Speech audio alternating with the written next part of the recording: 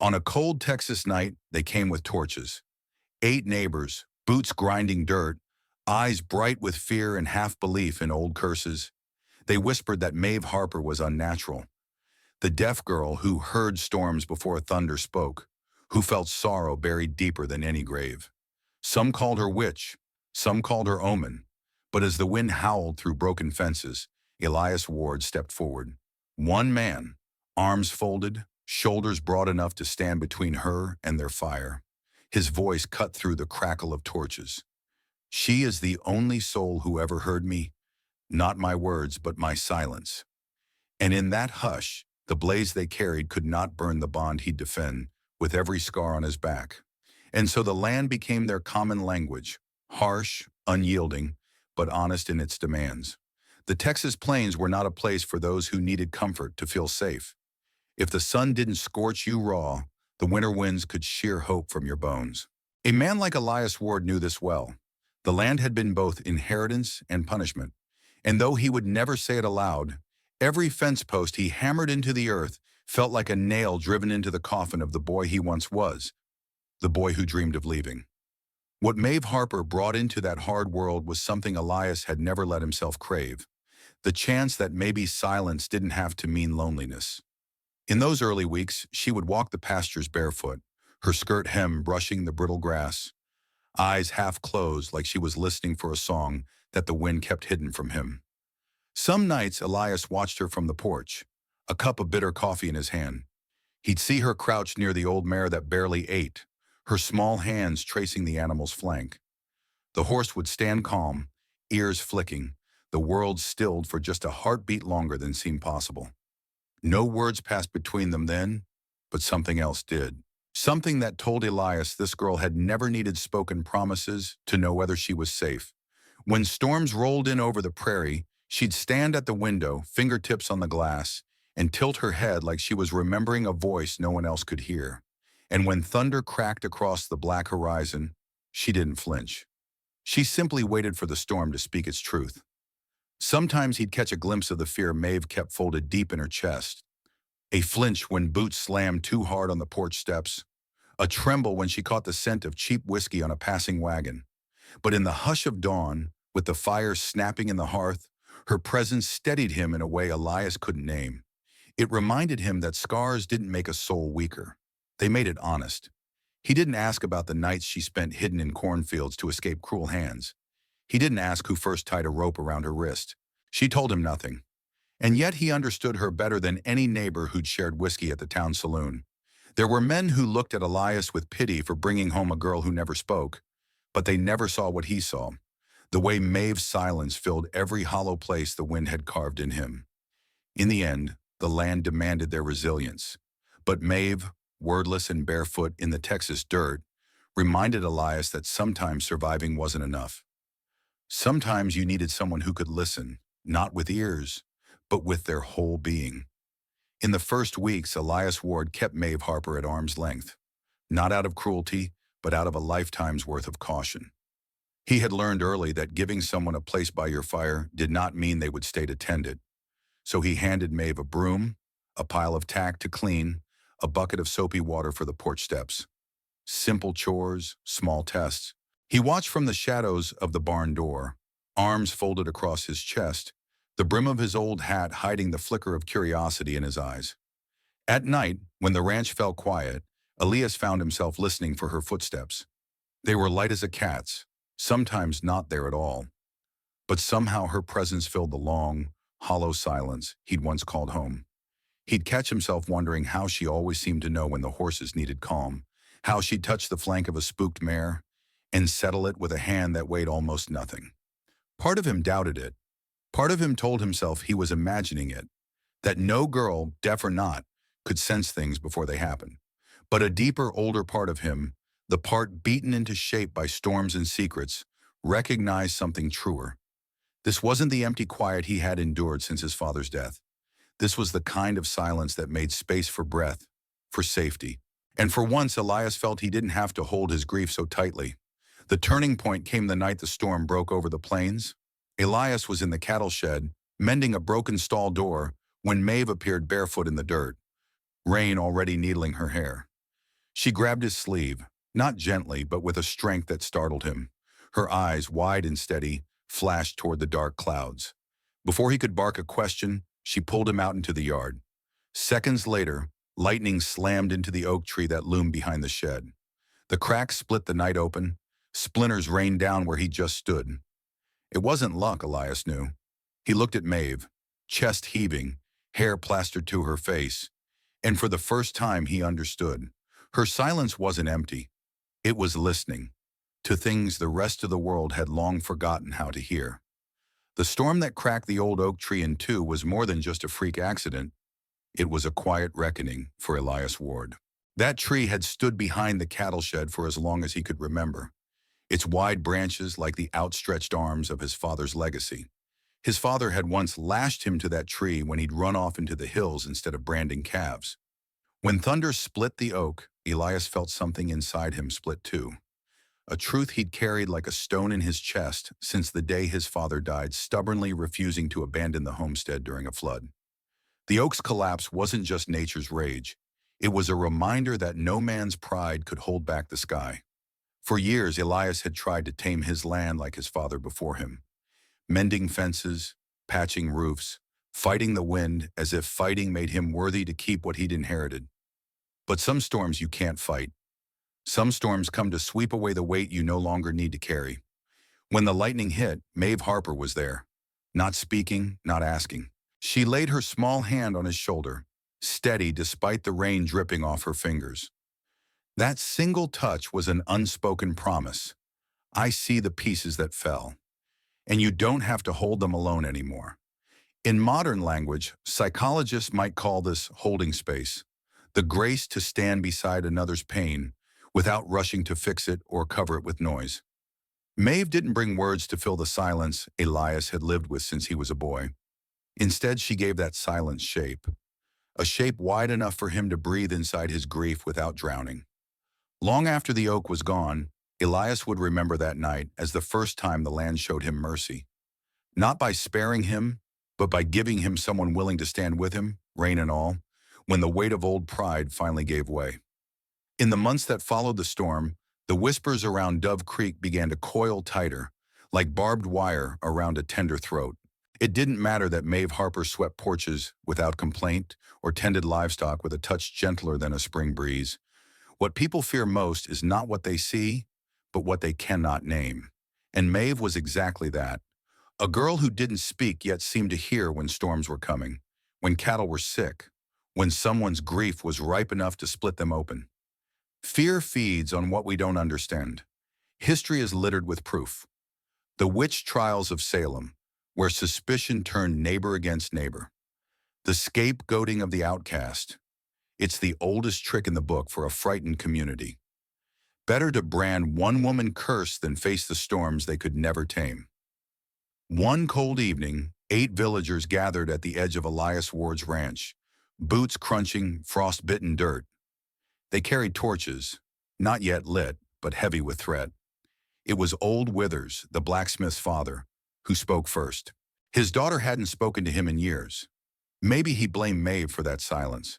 Maybe he just needed somewhere to pour his own. Others stood behind him, heads ducked, eyes shifting to the flame tips, swaying in the night wind.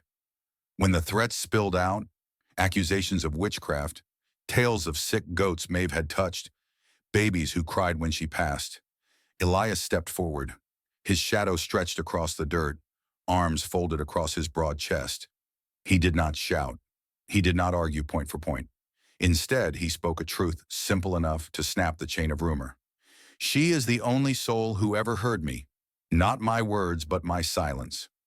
Sometimes the right words don't convince a mob. The right silence does. In that moment, the villagers saw something they didn't expect. A man, once as closed off as a locked barn door, standing guard for someone the world called broken. That lone sentence turned suspicion back on itself, like a mirror held up to their fear. It forced them to look at the cost of burning what they couldn't explain. A cost paid in loneliness and blood, just like Salem's moral panic centuries before. When the torches lowered and boots shuffled back toward town, the witch they'd tried to create still stood, unburned, because one man chose to listen. Maeve Harper's way of listening isn't just a poetic invention for an old Texas tale. It echoes real truths that span cultures and centuries. In the Amish communities of North America, silence is often seen not as absence, but as a bridge. Families can sit for hours together working quilts, tending fields, or sharing a meal with hardly a word spoken. Yet the bonds run deeper than any speech. The Plains Indian tribes, too, developed Plains Indian sign talk, a shared sign language that allowed dozens of nations with different tongues to communicate without a single spoken word. A single gesture could mean "you are safe here" or "we come in peace." Modern neuroscience backs this up. Nearly 90% of communication is nonverbal. The tilt of a shoulder, the softness of a hand resting on yours, the breath someone holds when they're afraid to say what they feel, all of these speak louder than any word. Deaf communities understand this better than most. Many people who grow up without hearing often develop a sensitivity that hearing people overlook. They read micro-expressions, tension, and the subtle shifts in body language that reveal more truth than 1,000 sentences. And yet here we are, in an age when we shout more than we listen, drowning in the noise of social media, posts, likes, comments, and arguments that flare up and burn out without ever really hearing the heart behind them. Maeve reminds us of the cost of losing this silent hearing. If we were to practice that kind of attention, the way she stands barefoot in the dirt, feeling storms before they come, we might catch the small tremors in someone's voice, the hesitation before a confession, the unshed tears behind a tight smile. Sometimes the best thing we can say is nothing at all, to just hold space for another's truth.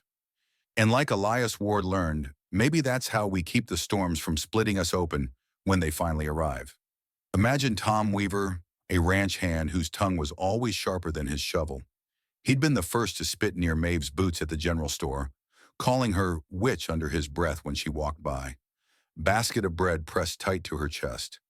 Fear makes men cruel, especially when they see in someone else the quiet they can't stand in themselves.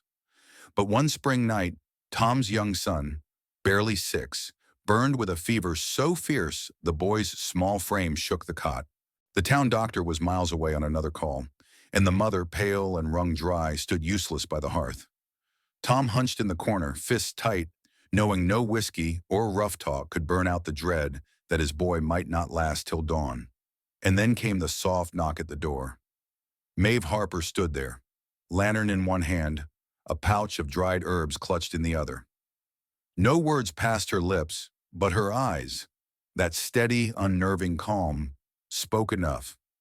Tom almost slammed the door. His pride itched to push her away. But the mother, braver than him in that moment, stepped aside. Maeve knelt by the boy's cot. She didn't flinch at the heat rolling off his skin or the wild way he muttered in his sleep. Instead, she laid one palm on his brow, the other on his chest, grounding him, as if calling him back from some fevered place. She brewed a bitter tea with leaves that smelled like rain on iron. She placed a cool cloth on the boy's neck, whispering in gestures Tom didn't understand. By dawn, the fever broke. The boy slept easy for the first time in days. When he woke, his eyes found Maeve's, and he smiled. A weak but living smile that said everything Tom's choked-up throat could not. That morning, Tom Weaver learned a lesson no preacher had ever taught him. Sometimes the hands you fear most are the ones that cradle your hope when you have none left. And Maeve, she never asked for thanks. She only slipped out the door at sunrise, barefoot in the dew, her silence speaking louder than any prayer Tom could muster. Silence is a strange frontier. Fear grows there when we stop listening, but hope roots there too. It's a paradox Elias Ward never understood until Maeve Harper stepped barefoot into his world of wind and wire fences. When he first brought her home, neighbors warned him that quiet girls had secrets, that people like her could hex a man's luck or curse his cattle. In truth, it was never Maeve's silence they feared. It was the reflection it forced them to see in themselves, their own hidden shames, the storms inside they refused to name. Silence makes space for that. When there is no chatter to drown the hard truths, you hear the wind rattling the barn door like an old debt coming due. You hear your heart beating too fast when you think of what you owe and what you've lost. For Elias, that first storm broke something open. He realized he'd spent his whole life filling the hush with labor, anger, even whiskey, anything but listening. But Maeve showed him that a hush could be a cradle, not just a coffin. When he stopped talking, he heard his own grief for the first time. And she heard it too, not with ears, but with the steadiness of someone who had learned to hold her own pain without letting it poison her. It's easy to think silence only births suspicion, but it also gives hope roots. In Dove Creek, when the villagers gathered with torches, they came to destroy what they didn't understand. But when Elias spoke of his own silence, "She is the only soul who ever heard me," it seeded something else, the chance that the same quiet they feared might be the balm they needed. In the hush that followed the mob's retreat, you could almost hear it, the breath the town took together, the soft possibility that they didn't have to chain what they feared. They could trust it instead. Fear grows wild at the edge of silence, but so does hope if you let it. In today's noisy world, the art of truly listening, deeply without agenda, is rarer than gold. Yet every day in small corners of classrooms and therapy offices, you can find glimpses of the same quiet power Maeve Harper brought to Elias Ward's hardland. Therapists who work with trauma survivors know that words can be clumsy tools. Sometimes asking someone to explain what broke them only deepens the wound. Instead, the best counselors practice deep listening. They let silence stretch long enough for truths to surface without force. They lean in when the tears come, not with advice, but with the quiet courage to stay present. Just as Maeve laid her hand on a fevered brow, these listeners cradle the unspoken ache that language alone can't hold. Teachers, too, are discovering what happens when they give children the gift of quiet. Silence breaks are being used in classrooms around the world. Tiny moments when kids put down pencils and screens and just breathe. In those pauses, a child who struggles to speak up might finally draw the shape of a fear or a dream that would have stayed hidden under noise. We like to believe the loudest voices are the bravest, but the bravest thing sometimes is to hush, to hold space for another's truth without rushing in to correct it, label it, or plaster it over with our own opinions. Maeve's story asks, what would it look like if we did this outside a therapy room or a classroom? In friendships, marriages, families that break under misunderstandings, maybe the cure is not more words but fewer, better chosen, or left unsaid so the heart can speak in its own strange language. In an age of relentless social media updates and opinions hurled across digital fences, we've grown allergic to quiet. But the truth is, real understanding often blooms in that hush. The next time you stand beside someone, a partner, a child, a grieving friend, dare to listen like Maeve did. Not with your ears, but with your whole being. Because the most powerful conversations are often not conversations at all. They are moments when you stay close enough to hear what another soul has been waiting to say without ever saying a word. Maeve Harper's quiet way with animals isn't just a charming trait. It's a living metaphor for the bond we risk losing when we bury ourselves in noise. Out on Elias Ward's ranch, you see it best in the hush that follows a storm. The air heavy with rain's memory, the smell of damp hay and raw earth filling the barn. In that hush, Maeve moves like part of the weather itself. Slow, soft, unhurried. There's the foal, all knobby knees and frightened eyes, trembling near its mother's flank. It flinches when the wind rattles the barn door. But then Maeve lowers herself to the dirt floor, not speaking, not reaching too soon. She lets her breath match the foal's. She waits. And when she finally lifts a hand, palm open, the foal steps forward. Not because it understands words, but because it understands her calm. These small moments between girl and animal feel holy in their simplicity. Nature in these scenes becomes Maeve's truest conversation partner. No voice is needed for the horse to know she means no harm. No whispered command is required for the barn cat to curl into her lap when the world howls outside. The bond is primal, a language older than speech, carried in the steady heartbeat of the one willing to listen. Elias watches her from the doorway sometimes, watches how even the wildest creatures lean into her silence, drawn to something they trust more than any rope or fence. It makes him wonder how much we humans could relearn if we let ourselves be that still. When Maeve touches a weathered tree trunk or lifts her face to catch the first snowflakes, you can almost feel the unspoken promise that there are truths too sacred for words. And maybe, like the foal, we are all just waiting for someone patient enough to stand still beside us until we're ready to step forward, unafraid. The side characters in Maeve Harper's story, the drunk father, the wary villagers, are more than just background noise. They are mirrors reflecting the harshest truths about what happens when fear speaks louder than understanding. Maeve's father, his hands always wrapped around a bottle instead of his daughter's small shoulders, is a man shattered by his own regrets. Maybe once he dreamed of something better, a farm that prospered, a family that didn't slip through his fingers like whiskey through cracked glass. But when the world demanded more than he could give, he turned his shame outward, binding his daughter with a rope as if her silence was the curse that broke him. He is every parent who fears what they can't fix, every soul who tries to chain what they fear instead of facing the truth inside themselves. Then there are the villagers, boots trampling frozen mud as they gather with torches. They're not evil people, just ordinary men and women, heirs to a long human habit. When something or someone doesn't fit, we isolate it. History repeats the pattern. We burned healers in Salem. We drove out people who saw the world differently. Fear is lazy. It demands a scapegoat, someone to carry all our unspoken dread so we don't have to face our own shadows. And yet, this story asks an ancient question. What if, for once, we chose to listen instead? What if the father had sat beside Maeve and watched how her fingers danced with the wind? What if the villagers, before lighting their torches, had asked what they might learn from the girl who heard storms before they struck? Maeve stands for every outcast we push away because their truth asks us to change. The drunk father and the fearful mob remind us how easy it is to silence what we don't want to understand.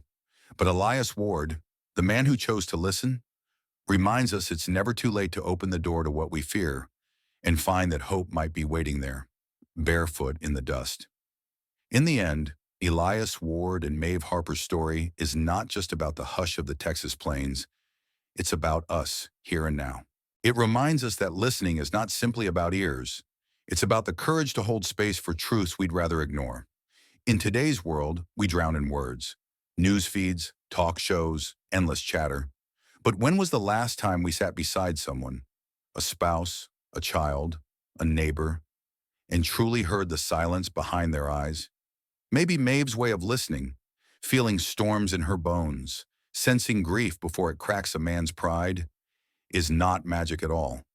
Maybe it's a skill we've all forgotten, traded for noise. So here's a question for you, wherever you are. What might happen if you chose to listen like Maeve, even once? Would you forgive someone you've shut out? Would you sense a burden you never knew your loved one carried?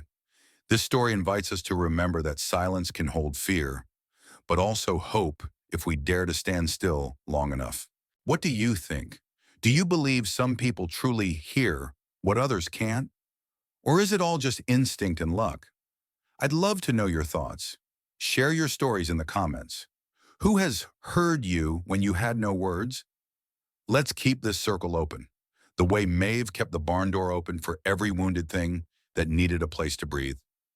If this story spoke to your heart, please like this video, subscribe to our channel, and share it with someone who needs a quiet reminder that the right kind of listening can save a soul. Thank you for spending this time with us. Until next time, may you always find someone who hears your silence.